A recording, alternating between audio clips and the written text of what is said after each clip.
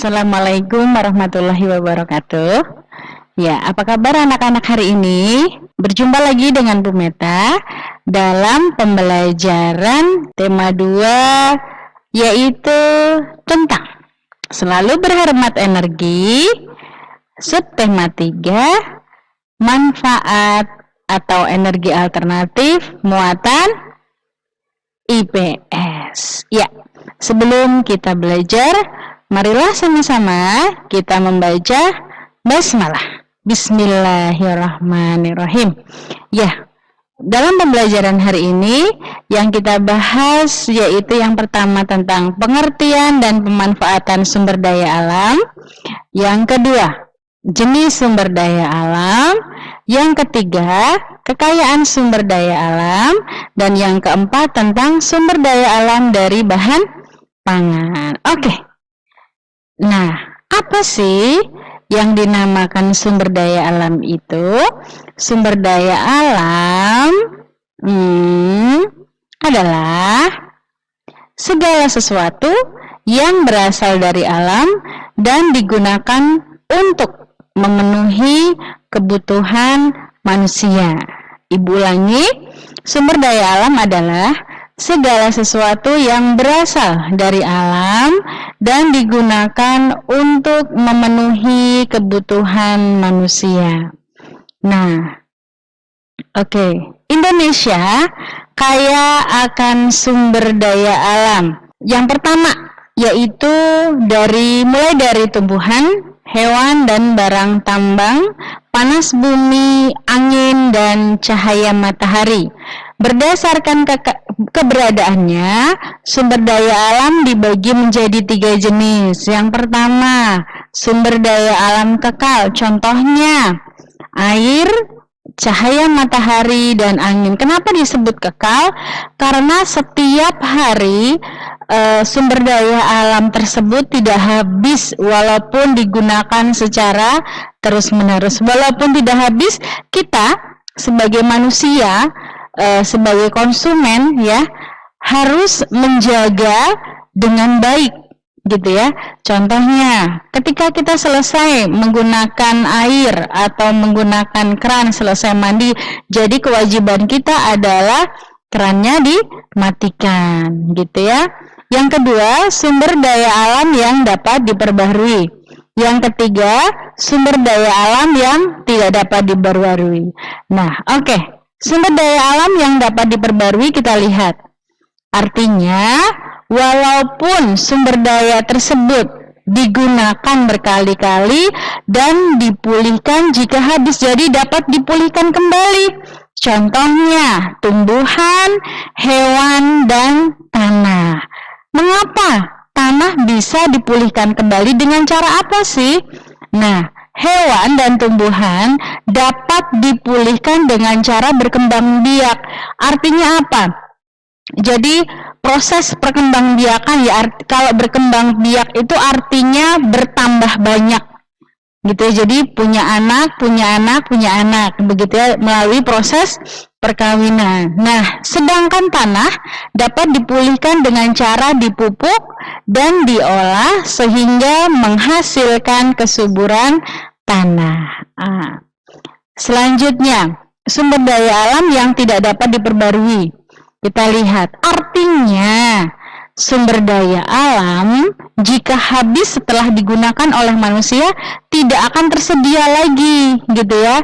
Contohnya, minyak bumi, batu bara, dan barang tambang. Oke. Ya, cermat mengamati. Oke, kalian bisa buka di halaman 34.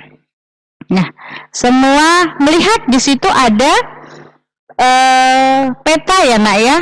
Ada tentang sumber daya alam. Amati peta penyebaran sumber daya alam di Indonesia. Kalian lihat tabelnya di bawah. Ibu,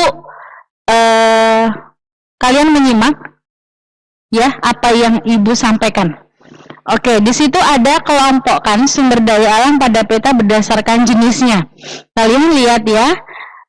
Sumber daya alam yang dapat diperbarui daerah penghasilan. Ya, di halaman 34.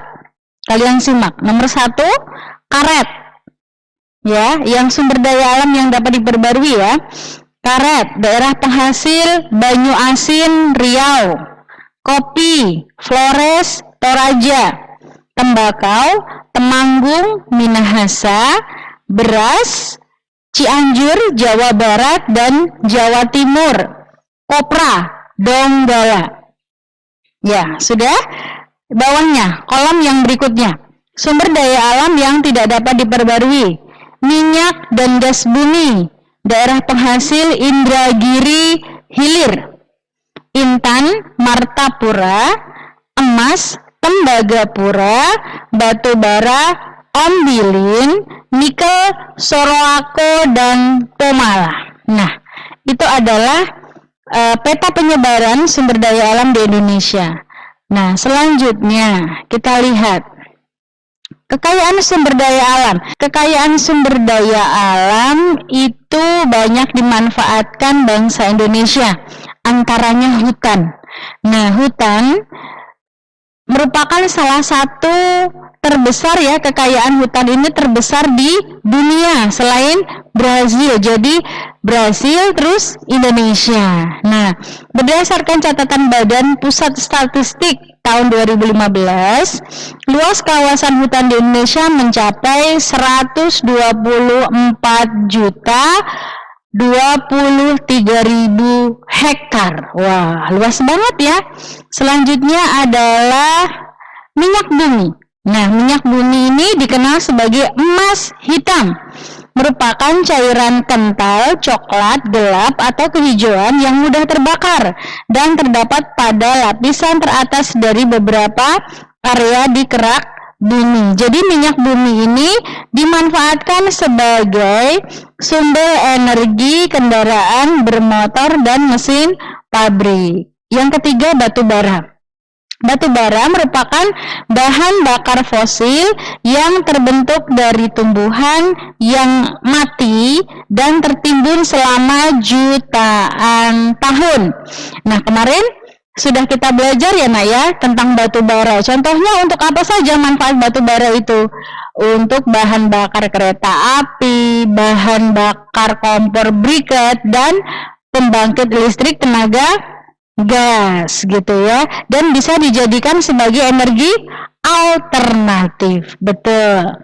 Gas alam ini Indonesia mempunyai cadangan gas alam sebesar 151,33 triliun kaki kubik. Wah, sangat banyak ya gitu ya, dan tidak terukur. Tetapi diingat, semua yang ada kekayaan sumber daya alam ini tidak dapat diperbarui, jadi akan bisa habis. Yang kelima, sumber daya laut. Nah, kita tahu bahwa Indonesia merupakan negara maritim, jadi sangat banyak kekayaan atau hasil laut, begitu ya. Indonesia memiliki keragaman sumber daya alam termasuk bahan pangan. Berikut contohnya. Nah, ini adalah buah naga. Nah, buah naga dari Banyuwangi. Ya, jadi buah naga ini atau Banyuwangi dijuluki Sunrise of Java. Salah satu khas Banyuwangi adalah buah naga. Buah naga juga mengandung vitamin C yang melimpah. Nah, yang kedua, mangga dari Indramayu. Nah, jadi mangga Indramayu ya. Iya, mengkol, enak. Iya, wilayah Indramayu terkenal dengan buah mangga. Sebagian besar penduduknya bermata pencaharian petani. Mangga Indramayu terkenal enak dan manis. Selanjutnya, nah, ini adalah salak pondoh dari Sleman. Gitu ya. Ya, Bu Meta rumahnya dekat dari Sleman, ya, hanya 20 menit. Salah satu varietas salak yang menjadi idola masyarakat adalah salak pondoh. Salak jenis ini berada di Kabupaten Sleman, Provinsi Yogyakarta. Di Sleman juga terdapat agrowisata di tengah kebun salak pondoh. Para pengunjung dapat memetik salak tersebut dari pohon kemudian memakannya. Nah, ini selanjutnya adalah buah markisa dari Brastagi. Jadi, buah markisa ini berasal dari Brastagi di Sumatera Utara, gitu ya. Markisa ini rasanya asam dan tidak banyak dijumpai di toko. Nah, buah ini banyak diolah menjadi sirup dan panganan. Oke, selanjutnya, nah itu seperti kelengkeng, tapi dalamnya seperti apa? Rambutan juga ya nak ya. Nah ini adalah matoa. Matoa itu dari provinsi Papua.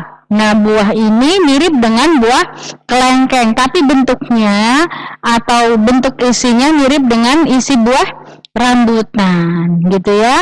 Selanjutnya kita lihat apel dari Malang. Nah, kota Malang merupakan daerah penghasil apel dengan kualitas super di Indonesia. Sama dengan salak tadi ya, nak ya. Buah apel ini juga dijadikan agrowisata tetapi di daerah Batu Malang. Selain buah bisa dimakan secara langsung, buah apel ini juga bisa dijadikan panganan seperti keripik, sirup, dan teh. Ya, teh khusus daerah Malang. Oke, itu saja yang dapat Ibu sampaikan. Sampai jumpa di materi selanjutnya. Mudah-mudahan bermanfaat. Ya, tetap semangat dan jaga kesehatan. Sampai jumpa dengan Bu Meta di materi selanjutnya.